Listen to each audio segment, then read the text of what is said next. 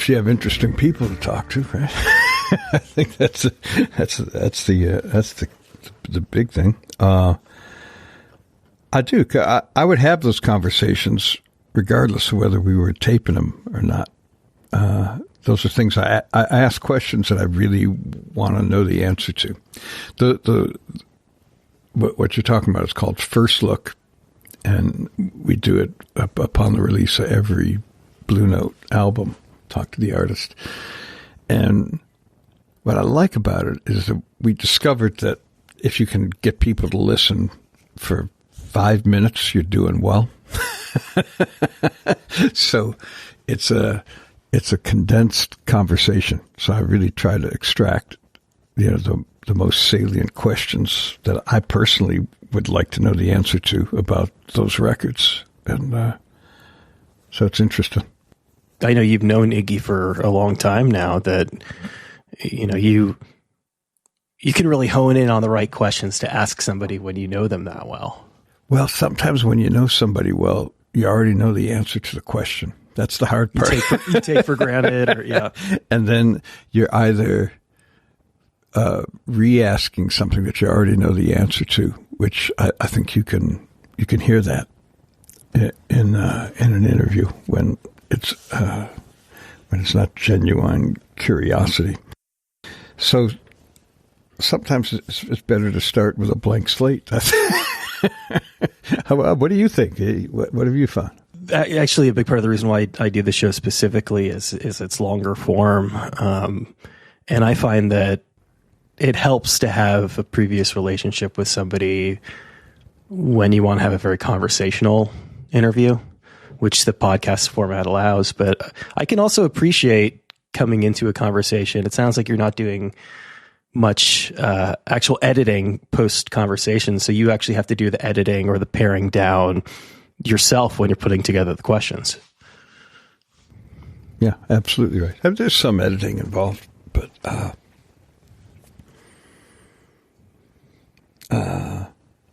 yeah, yes. No, sometimes, you know what?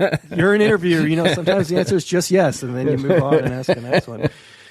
I was watching the Wayne Shorter conversation that you did as well. And I was thinking about it because I know that you had said that one of his albums was arrived in your life at a very important time, and I get the sense really set you on the path that you're on now. When you eventually meet those people that inspired you so much, do you bring that up to them? Oh yeah, I think it's one of the nicest things you can do for an artist is to let them know that that things that they worked on really impacted your life. I'm incredulous when people come up to me. People come up to me a lot about "I Can't Make You Love Me," the Bonnie Raitt song that I produced, and strangers will come up to me even now, 30 some years after that, and they'll say, "Man, that was such a powerful record. My wife just kept playing it over and over and over again. I finally had to take it away from her." and we had, it was too powerful. Yeah. We had to talk it out. And that song, straightened our lives out. And it's kind of hard to believe, but it stays with you. It means something. That's why you do it. You do it to communicate something to strangers, and you hope that it's going to have some kind of positive impact on their lives. But particularly if you don't go out and play the songs live and all you do is work on the records in the studio, you're in isolation and you have no idea of the effect of it.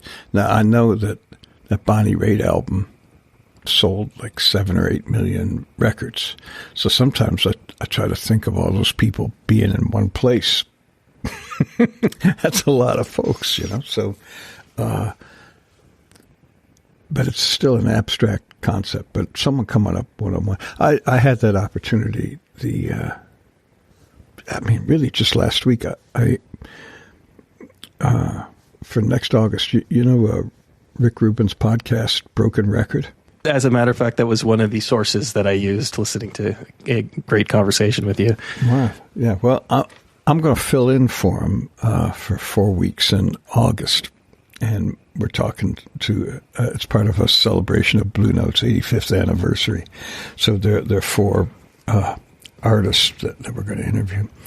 And one of them is Charles Lloyd, who we did the interview with last week. And he was kind of lamenting the fact that some of his music, you know, he felt got past people, wasn't heard properly. And I stopped him and I said, "No, you don't understand, man." Because I've been a fan of his since the 1960s. I saw him when I was 15 years old.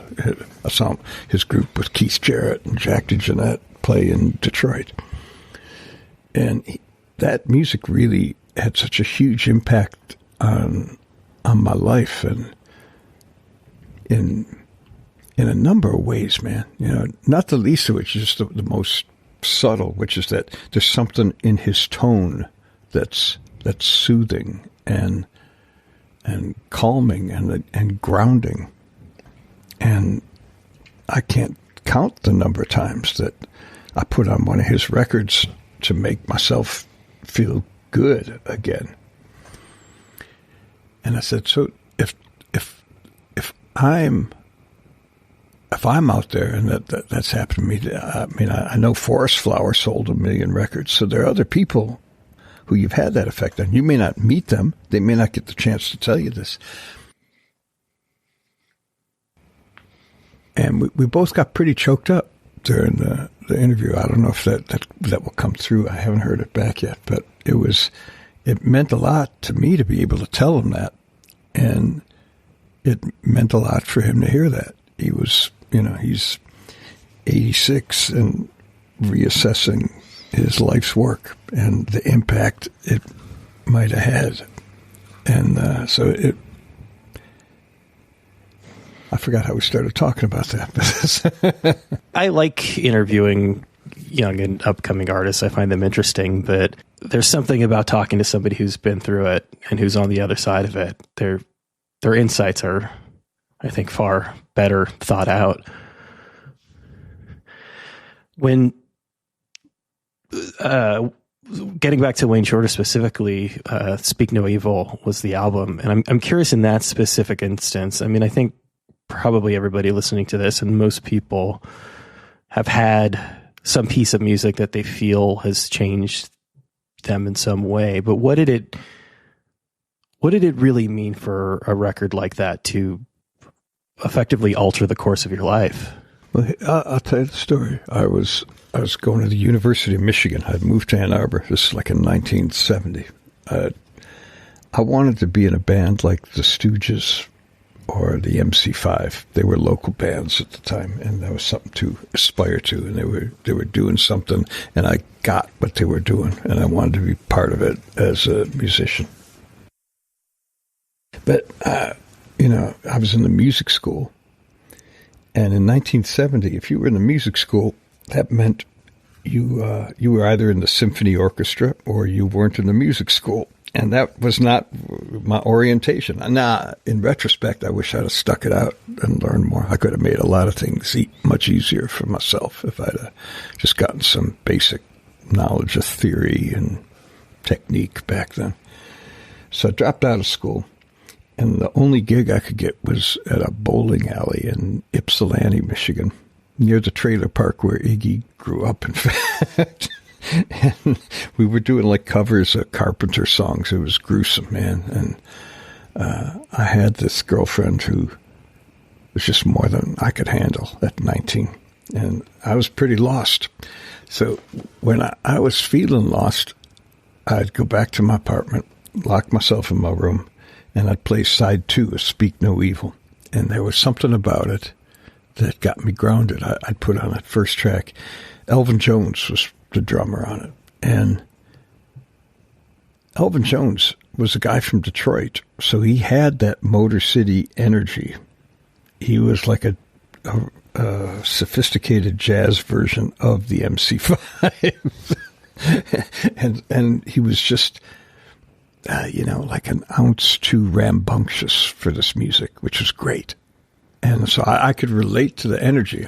And then I heard on the other speaker coming out was Herbie Hancock, who was the pianist on it, who even at 25 understood more about harmony than maybe anyone else in music at that time. And I knew that, and I could relate to that too. I thought, well, I'm a smart guy like Herbie, so I'm like him.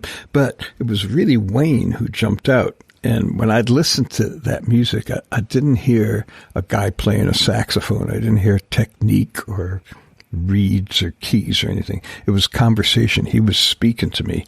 And what I envisioned was us walking down Main Street in Ann Arbor, and Wayne was teaching me like to stay out of the way of trouble, just to sort of duck and dive and not to be thrown off when adversity came our way. And by the time I got to the end of that record, the conversation I had with Wayne in my mind put me back on track. I remembered who I was, what my dreams were, where I needed to what I needed to do to get to that place of fulfillment of those dreams. And over time, I became aware of what a powerful thing that was, that he was making this music that didn't even have lyrics, that could speak to me so clearly like that and help me out.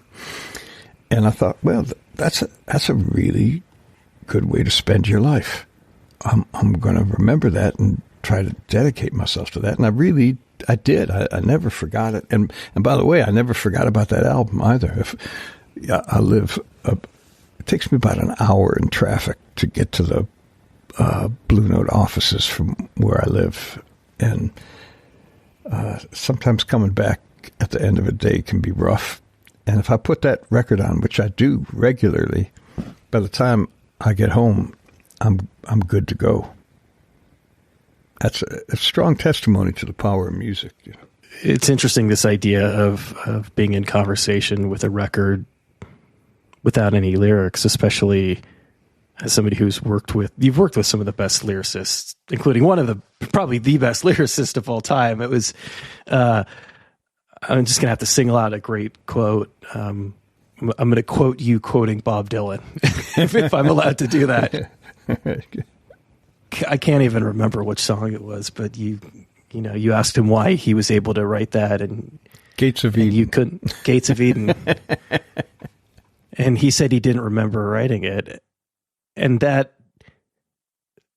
it is almost a very jazz-like answer, isn't it? Of really just sort of being in that moment and channeling something. Channeling something. That was really what it was about. He said he didn't remember writing it, but he remembered moving the pencil over the paper. He just didn't know where it came from, but he knew it came from without, which, by the way, is something I've heard from all of the greatest people I ever had the privilege to work with. Keith Richards, when he's in the studio, he never says, hold it, I've got an idea. He always says, hold it, incoming. The antenna goes up. Yeah, that's it. And I started developing this image of a creative ether floating way out there, and an artist can reach up and pull something down that's there. But all the good stuff is at the top. So if you don't have long enough tentacles, you can't get to the good stuff, and only a few people can get to it. I can't tell you exactly why certain individuals have been chosen to be the messengers of the most powerful musical elixirs, but there are definitely people who've been given this gift. Bob Dylan, I remember someone, I'm not going to mention the artist, but I was sitting with an artist one time, country artist, who said, I just don't get Bob Dylan. He sings through his nose. And I said, well, fuck, man. I said, not wrong. Not wrong, but missing the point, definitely. I said, you write songs, right? He said, yeah. So I sat down at the piano with him, and I played Times They Are A-Changin'. I said, now this guy took an old English ballad form, and instead of just telling a story, tells a story. It's not about the 1960s and, getting Lyndon Johnson out of office. It's about the shifting of generational tides and the turnover that occurs. And I said, so he's conveying the deepest message in the form of this little English folk ballad. And he said, all right, I get that. Yeah, that's amazing. I said, all right, so he's got another 700 songs that are just as good as that one. It's the sheer quantity and quality combined that just makes Bob Dylan superhuman, his accomplishment.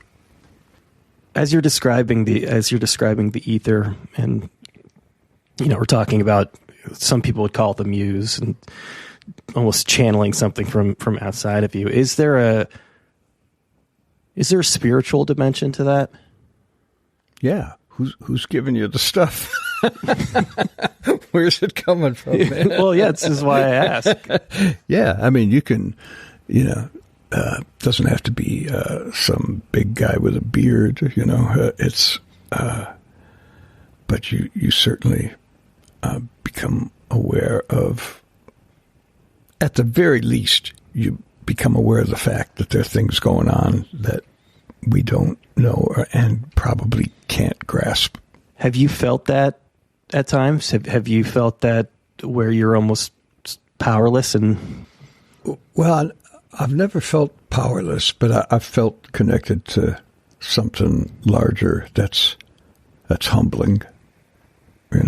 I've felt connected to. I mean, a really great example is I play in a band with Bob Weir, right? So we go around and play to these audiences that if they're not all on mushrooms, they're of the sensibility of the mushrooms, which is primarily a beautiful thing where you just... There's enough residual mushrooms coursing through their systems.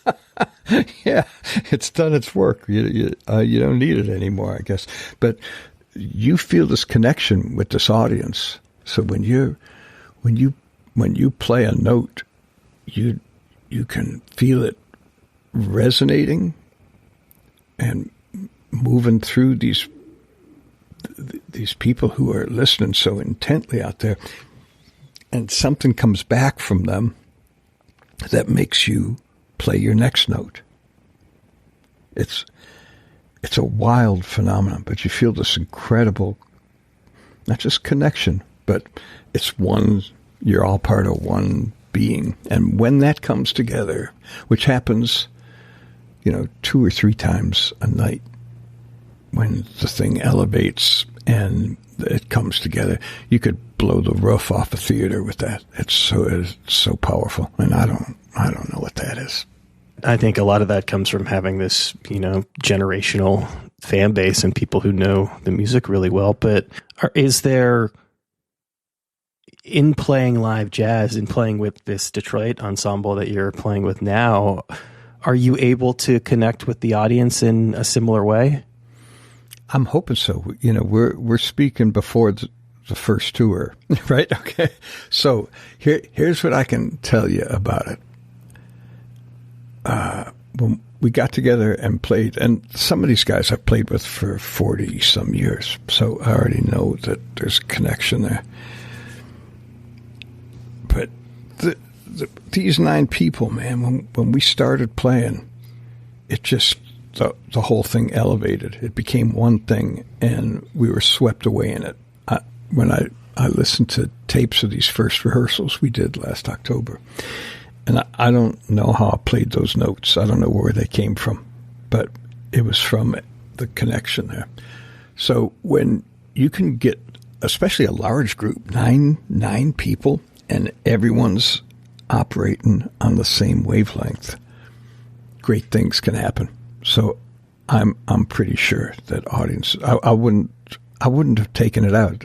I don't have to go play shows, to eat or anything like that. So it's the only reason to do it is to get that connection, because it is an addictive feeling to go out. And there's something about going out on a stage.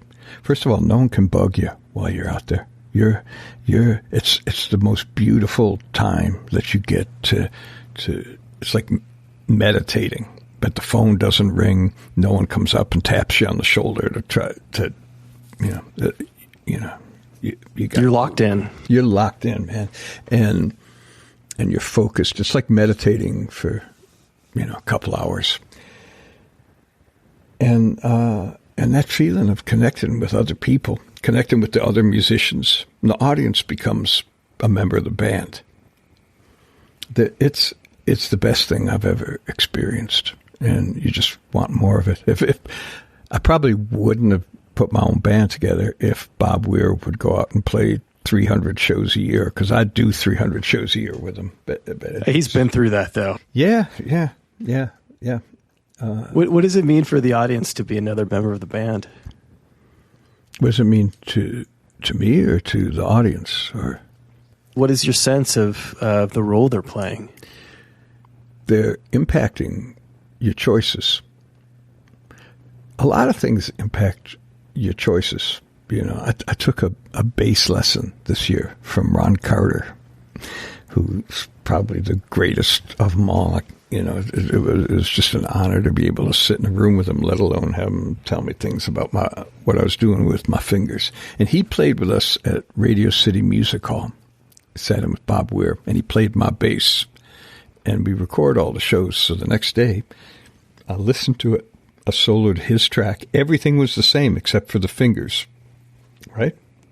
I listened to his track playing my bass with the same sound I play with.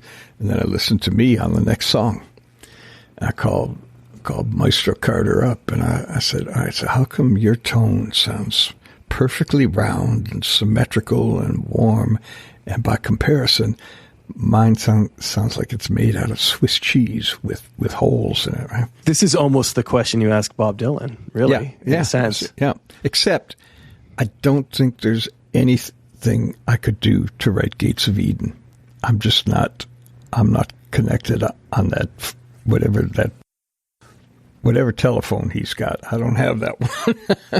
But there were some practical things that Ron Carter showed me. He said, you're not lifting your fingers off of the strings. You're not releasing the note soon enough before you play the next note.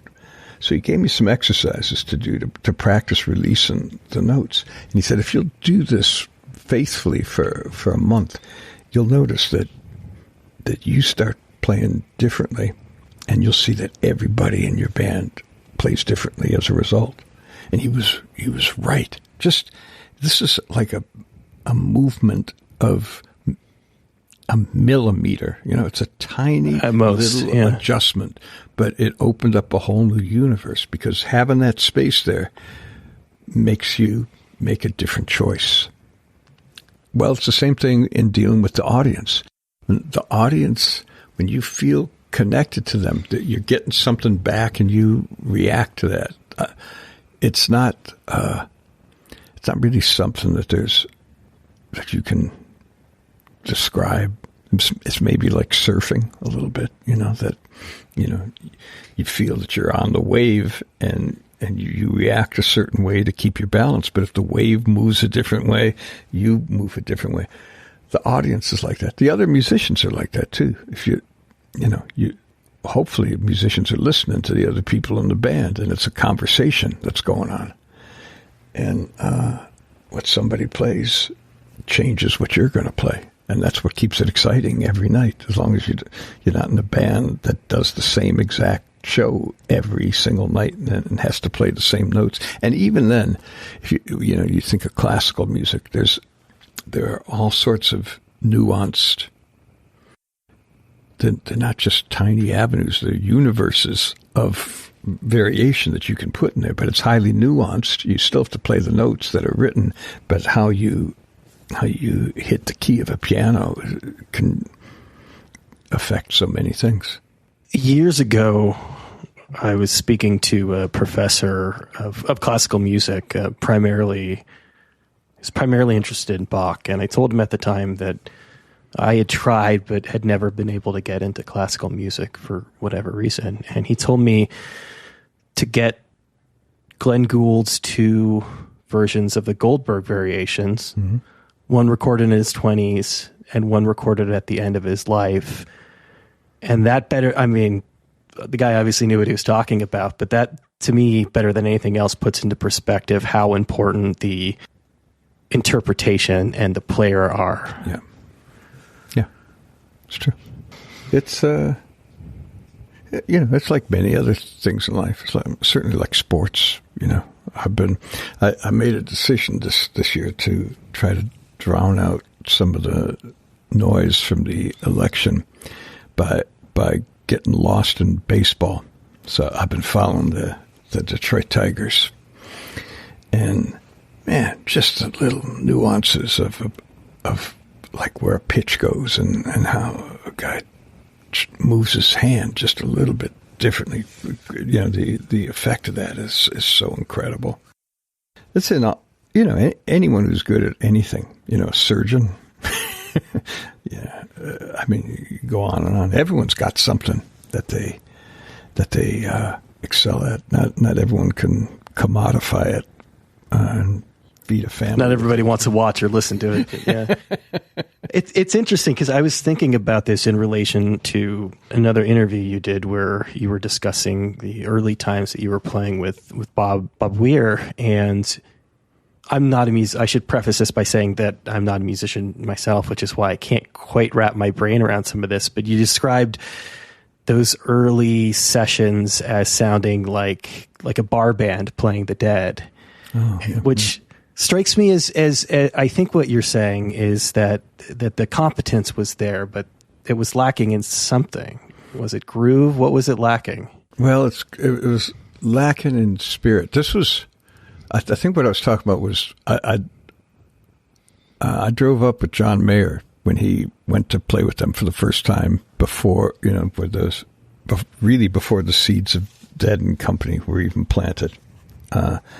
Bobby and Mickey came to my office at Blue Note to talk about putting out some of their records, and I knew John was a fanatic from the time I'd spent with him. Every time I got in John Mayer's car, he had the Grateful Dead channel on Sirius on, and he was one of those guys who could say, he could hear a thing, he said, no, that's not 1978 because Jerry's using a different pedal. This must be 77. So he was hip to the nuances of it. So when they showed up, it just happened that John was downstairs in Capitol Studios, and I called him and said, you better come up here. And that discussion led to an invitation to come up and play. So I played bass at one of the days when they were auditioning for Dead and Company, and I hadn't studied the songs. I wasn't what you'd call a Deadhead. I'd been to see them in the 70s in Detroit, and I dug them. I knew what they were about. I understood it, but I wasn't a fanatic, and I didn't practice any songs. So I was terrible. I was just holding down, just very... It was a very prosaic approach, is I think the way Bobby put it to the songs. You're almost like hanging on for dear life, it sounds like. Well, it was like, because they're way more complicated than you think they are. And if you don't know them, you can't fake it. You can't just watch somebody's hands and pick it up quick. But it's also the approach. Phil Lesh's approach to playing the bass is like nobody else. And that was part of the sound. But what I learned is that the idea is don't study Phil and try to be Phil, because you can't be Phil. And Phil was different every single night. But he was just being Phil. But the most authentic way to play Grateful Dead music is to be yourself. I had to be me as much as Phil was being Phil. And if you do that, you find your own way into it. It's what O'Teal does with Dead and Company. I love what he plays. And he doesn't play like Phil, but he's a how would you describe it? He's an important voice in the conversation. He holds up his end of the conversation, but he does it in his own way. So the most Grateful Dead-like thing you can do is to be yourself, but be a really good version of it. Authenticity is such an interesting word, and it's a word that comes up a lot around jazz specifically. Starting out, and when you first really started playing jazz, was there a fear that you weren't necessarily being authentic or coming from a place of authenticity? Well, if you're really talking about starting out, there's the fear was just that I wasn't any good, you know. So at a certain point, when you're learning, you're trying to play well. And I mean, this is what everybody goes through. You go to music school. You're not fully formed. You study what other people did before you. And the great musicians take that knowledge and then use all of that to create something brand new. But that's really kind of a rare musician. That was when I became president of Blue Note. That was the first mission, was to find out why is this music that was recorded 50, 60 years ago, why does it still feel fresh and vibrant and relevant and new, you know? And thing that became clear was that in every era, the founders of the company and then the people who followed their ethos understood that you had to sign artists who had mastered the fundamentals, but then broke through and tried to push the boundaries of the music. That was Thelonious Monk in the 40s. That was Art Blakey and Horace Silver in the 50s. That was Wayne Shorter and Herbie and Ornette and Eric Dolphy in the 60s. That's Robert Glasper in 2011. That's guys like Joel Ross and Emmanuel Wilkins and Domi and J.D. Beck and Melissa Aldana today. You know, they're doing stuff that no one's done before. They can, you know, all of the piano players in the history of the label could go back and play like Duke Ellington, but their choice was not to curate a museum of what had happened in bygone days, but to make something that was relevant to today. A museum is a great word, a great way of putting it. It strikes me as an outsider that one of the ongoing things with jazz over the last couple of decades is the impulse to continue to be cutting edge and the impulse to be almost overly referential. There's almost two schools, it seems like, when it comes to approaching that music. You know, one time I read an interview with Martin Scorsese where he was talking about getting out of film school and having all these great ideas about, you know, things he was going to do technique-wise in his movies. And then after you get that out of your system, after about 3 or 4 movies, and you do all these stylistic / ephemeral things, you understand that at the core of it, you got to tell the story. Tell a great story. Tell it well. And you don't need any tricks to do that. And you can see Scorsese mature into that. And you can see the same thing with musicians. In any genre of music, first they learn some flash, and then the great ones know that they got to get past that, and they have to communicate with people. They have to play something that gets under their skin, that makes them feel something. That's what good art communicates, makes you feel something, and hopefully helps you deal with a world of adversity, but also reminds you of the beauty that's everywhere. And and ultimately helps you and makes the whole place better, you know? It's interesting. You mentioned Scorsese, and I guess sort of almost bookending his career with quotes. I don't know if you saw or heard this within the last year or two. He said this, that there was a point, I think, in the 70s when he and I believe George Lucas were presenting Kurosawa with a Lifetime Achievement Award, and Kurosawa broke down, and if they asked him why, he said something to the effect of, I'm so-and-so years old, I have, so many years left, and I finally figured out how to tell the stories that I want to tell, which is, it's at once heartbreaking, but I think there's also something hopeful in that knowing that there's always room to grow. That's the beauty of it, man. The beauty of it is that you keep discovering new things, and they may be very nuanced, and they may be invisible to the audience, but they're things that you come to realize. That, the whole thing that between any 2 points, there's always another point, right? There's always another degree of refinement that you can add, and the quest for it, or as Ron Carter puts it, the search for the perfect note. He's still searching for the right notes at 86. It's a rewarding, eternal hunt, and it'll keep you young and vibrant and healthy and interested in life. It's the greatest thing. One thing that, to my mind, has defined a lot of your career is, we're talking about playing with the jazz band and being of like mind and being able to play together. But it strikes me that it's always been interesting to you to present a challenge and to introduce seemingly disparate ideas. And Was Not Was is a perfect example of that. I had, rest in peace, I had Wayne Kramer on the show before he passed. And, I know you recorded with Ozzy and Iggy again. And it seemed like you were almost going out of your way to see what happened when you ran these two opposing forces into one another.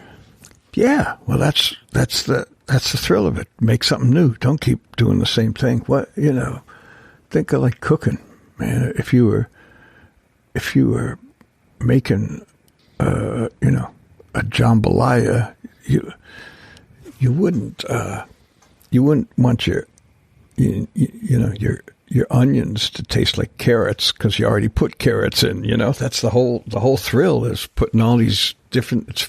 It's French cooking, man. Contrasting flavors and creating something great and new out of it. Keeping it different and shaking things up. It not only like keeps the sport in it, but it makes you stay on your toes. And again, like we're saying, you react to what's around you. You'll play differently. Everyone will play differently. And you'll come up with something new and hopefully better. Sometimes it's not better.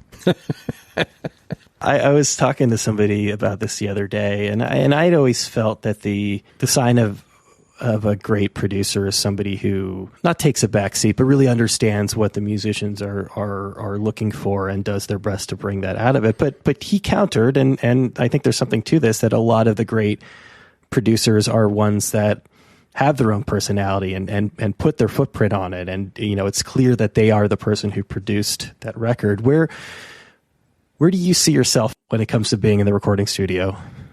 The former. I prefer the former. The fun for me is to go in with somebody great, get inside their head, and help them figure out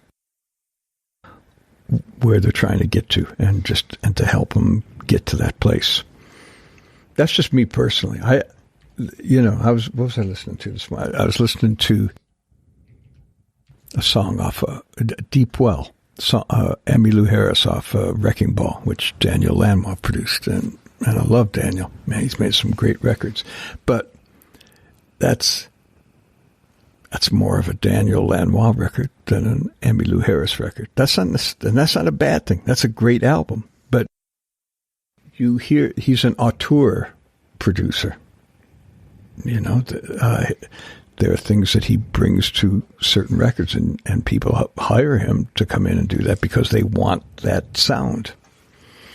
And I'm not that.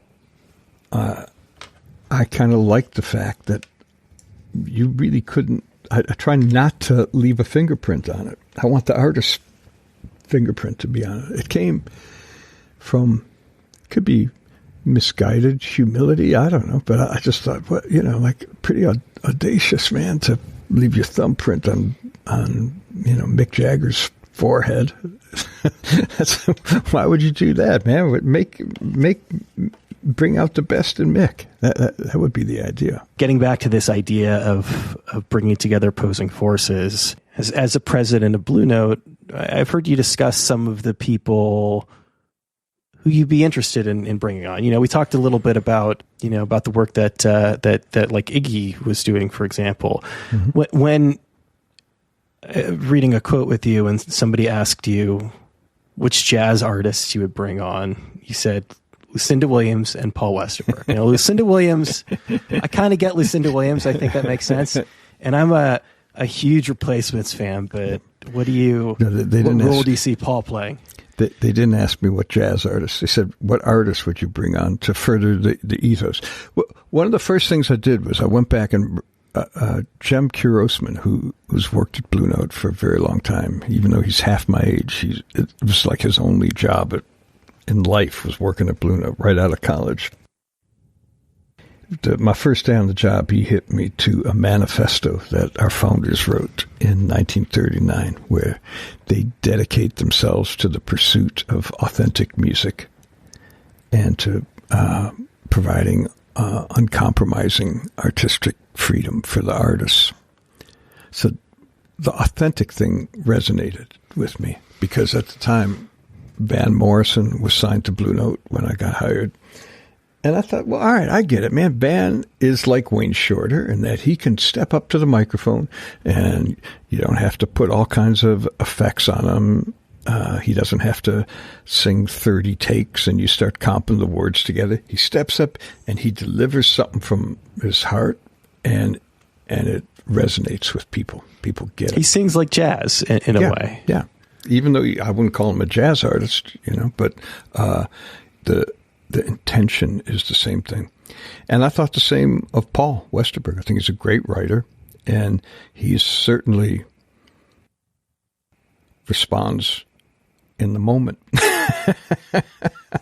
And I would sign him today if he wanted to make a record. And Lucinda, too. Lucinda, I had just before I got the job, I'd produced an album for her, and I think she's incredible, man. But she wanted to start her own record company, and I respect that. She's done pretty well with it. Yeah. Another thing, I think, out of that same conversation, you had mentioned the being around for the Dylan Sinatra sessions, and I'll bring this back around to the beginning because we were talking a little bit about a little bit about Dylan singing. Obviously Dylan haters, he gets a lot of flack for his singing, but you would have signed him to Blue Note as a jazz singer. Yeah, he was working downstairs at Capitol Studios, and one day he just rode the elevator up and came to my office at Blue Note, and we sat around talking, and he said, "Come on down and listen to some of this." And I thought he was singing really well. I thought he cut to the meat of those songs. Bob got it, and I said to him, we could use a singer like you on Blue Note. And I could see he thought about it for 2 seconds before he remembered that he had a contract somewhere else. But no, I think Bob's one of the most expressive singers I ever heard. I think he's awesome. I think, just as great an artist as there can be.